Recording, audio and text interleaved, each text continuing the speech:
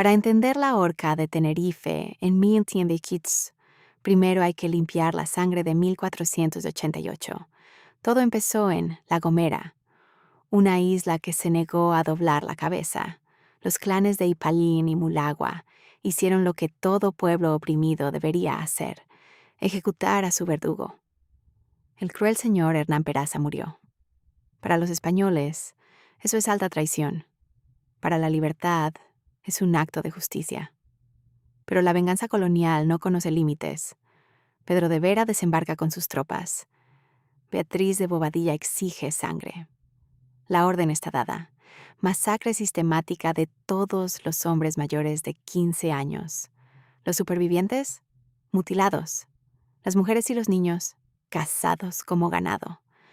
Esto no es una derrota, es un desarraigo. Miles de gomeros son arrojados a las bodegas de los barcos. Destino, la esclavitud o el destierro.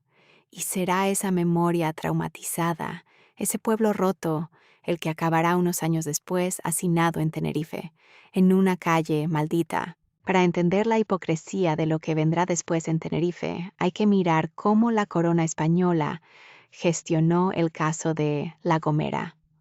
Oficialmente, los gomeros eran considerados cristianos y sometidos antes de la rebelión. La ley española prohibía reducir a esclavitud a súbditos cristianos. Pero la burocracia colonial siempre lleva ventaja. Para justificar la masacre y la venta de los supervivientes, Pedro de Vera y Beatriz de Bobadilla declaran a los rebeldes como apóstatas y traidores.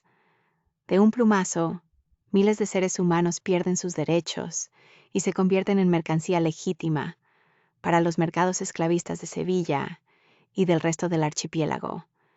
Aquí es donde aparece el hombre que unirá para siempre el destino de La Gomera con el de Tenerife: Alonso Fernández de Lugo. En ese momento, Lugo prepara la conquista de Tenerife, la última isla rebelde. Y una guerra cuesta caro, muy caro. ¿Cómo financia a sus soldados y sus armas? Implicándose directamente en el tráfico de esos cautivos gomeros, pero además hace un cálculo militar. Recluta por la fuerza a supervivientes de La Gomera para convertirlos en indios auxiliares. Tropas indígenas obligadas a combatir contra otros indígenas. Se rompe a un pueblo obligándolos a destruir a sus vecinos. Tenerife cae también.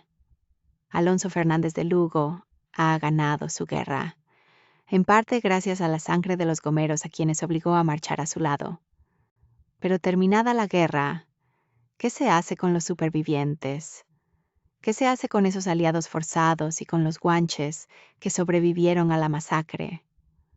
Lugo les prometió tierras, libertad, la realidad. No tienen derecho a nada.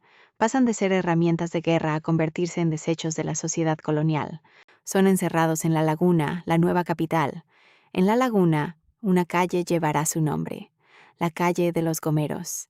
Ahí es donde la trampa se va a cerrar. No hay barcos para huir. Está prohibido marcharse. Y para quienes se atrevan a tender la mano a los fugitivos, prisión, confiscación o muerte. Nos vemos en la parte 2. Vamos a leer entre líneas las actas del Cabildo de 1504 y vamos a mirar de frente a la horca.